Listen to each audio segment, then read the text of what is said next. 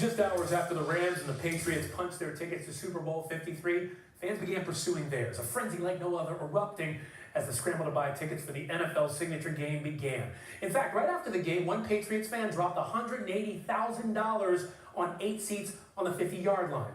But the average fan can't buy a ticket from the NFL at face value. Most fans rely on secondary markets where prices are expected to start at more than $3,000. And as Tisha Thompson reveals, even after spending all that money, there's a chance they won't even get into the game.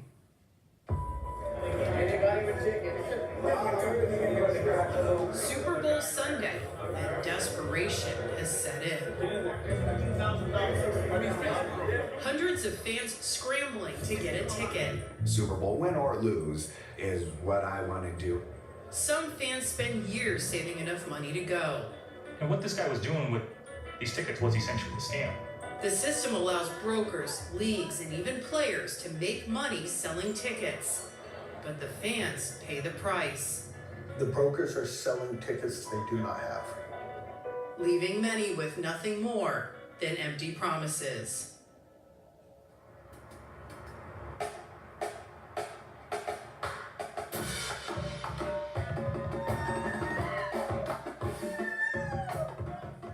It's August 13th, 2018. Seattle Seahawks.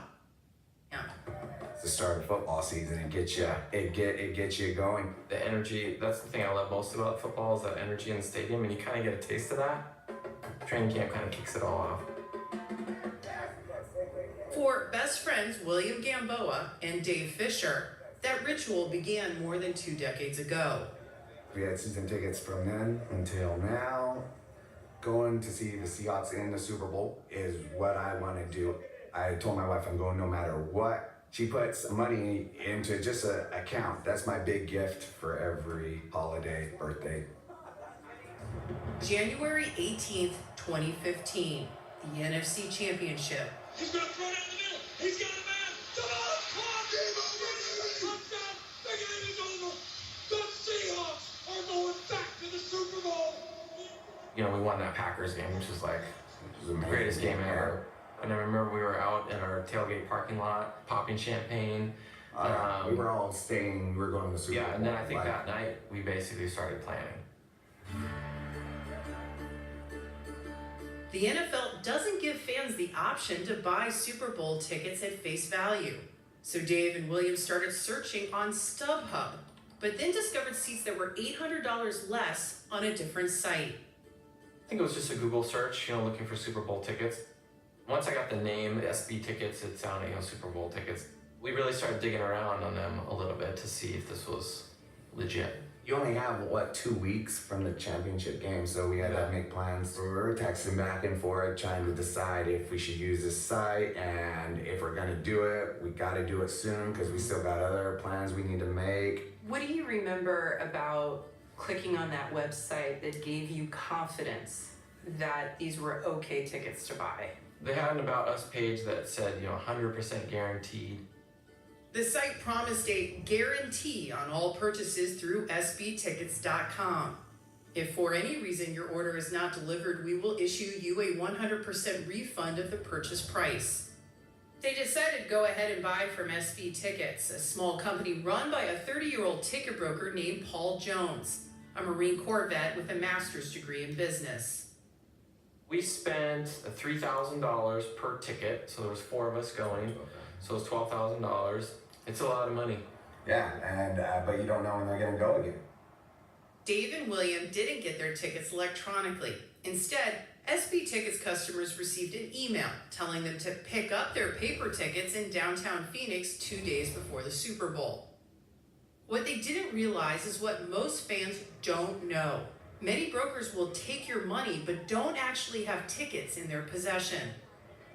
That's a common practice in the ticket industry for the major events, for World Cup soccer, for Super Bowls, Masters. They're selling tickets they do not have.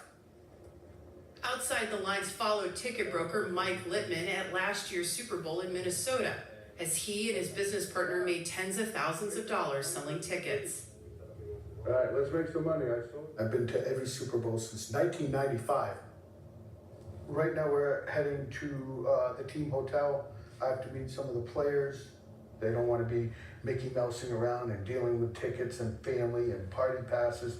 That's why we do their dirty work for them. Every current NFL player can buy 2 tickets to the Super Bowl at face value. Players in the game can buy as many as 15 tickets, which last year started at $950 a piece, according to Littman. Some players then make a profit by selling those tickets to brokers like Littman and can pocket tens of thousands of dollars. And that's called the secondary market. And depending on the teams, the city, the demand, that dictates what the prices are going. I'm waiting on one more player, and I'll be all set.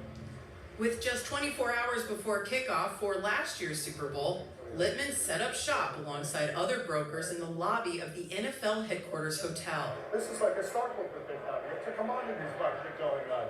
There's a lot of wheeling and dealing. Our bond is our word, so it was very important we fulfilled all our obligations. What's up, buddy?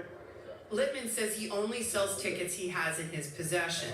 But problems start when other brokers take money for Super Bowl tickets before the NFL distributes them in January. They're speculating. They're speculating on the teams. They're speculating on what the market's going to do. And there's a lot of variables in putting it together. Seahawks fans William and Dave knew none of this when they bought their tickets in 2015. Back then, brokers thought they could secure tickets for as low as $1,500 and then resell them for about $3,000. Remember, that's what William and Dave paid for their tickets. But within a few days of the Seahawks winning the NFC Championship, brokers realized they had a problem. Having a fanatic West Coast team like Seattle in a West Coast venue in Phoenix, you had a tremendous demand. Which drove up ticket prices as high as $10,000. Forget turning a profit, brokers were now hemorrhaging money. When Dave and William arrived in Phoenix on Thursday, 3 days before the game, they were shocked at how expensive everything was. We'd be going a few miles and it would be $50, $60 just to Uber around. I got like a rum and coke or something for like $25. Between the airfare and the hotels and the Ubers and the food and all that, we were willing to spend $25,000 based almost between the 4 of us to go to this game. On Friday, the day they were supposed to get their tickets, all they received was an email from Paul Jones that said he was searching for a new pickup location. By Saturday, the day before the Super Bowl, they still did not have their tickets. Only another email telling them, despite our best efforts, we do not have a new pickup location at this time. Please bear with us. I started calling, sending emails, trying to get some sort of clarity of like, just give me the specific location, give me some more specifics. And I wasn't getting clear answers. So we were just scrambling.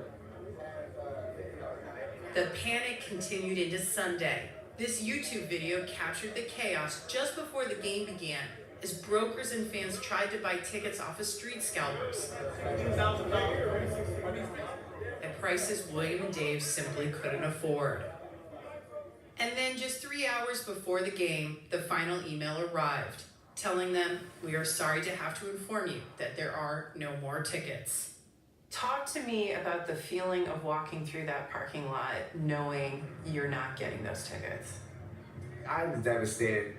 I'm watching it in a hotel lobby instead of 2 blocks away in the actual stadium. What we wait for, we've been going for 20 years. The game we're always trying to get to every year, we're watching it in a hotel lobby. And then, just when it seemed things couldn't get any worse, they did.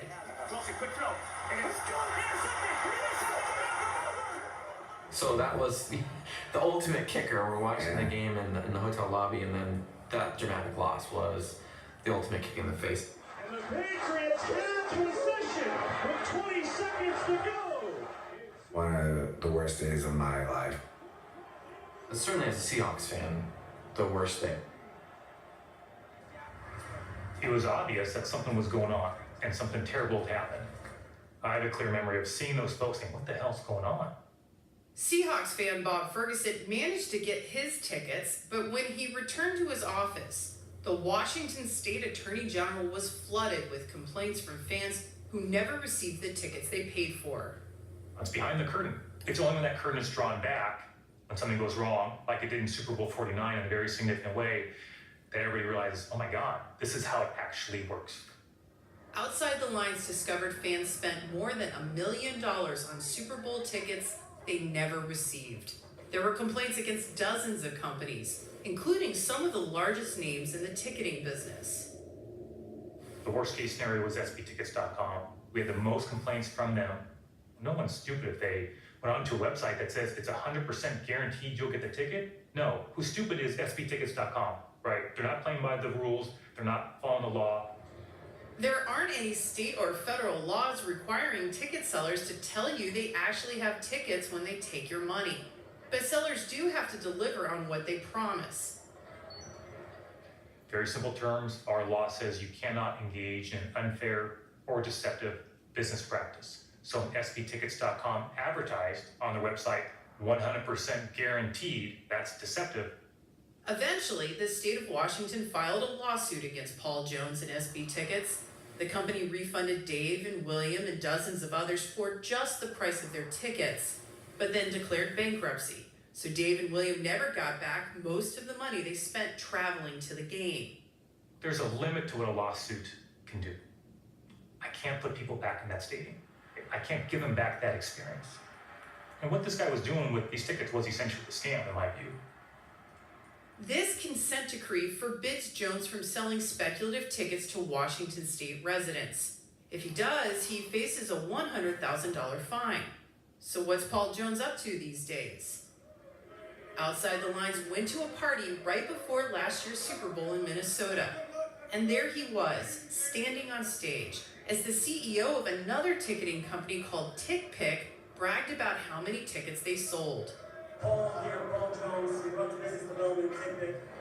We sold over 2,500 Super Bowl tickets. I just want to thank you guys all. TickPick has been listing hundreds of tickets for the upcoming Super Bowl in Atlanta since at least early October, months before the NFL released its tickets. Exactly what Jones does for the company is unclear.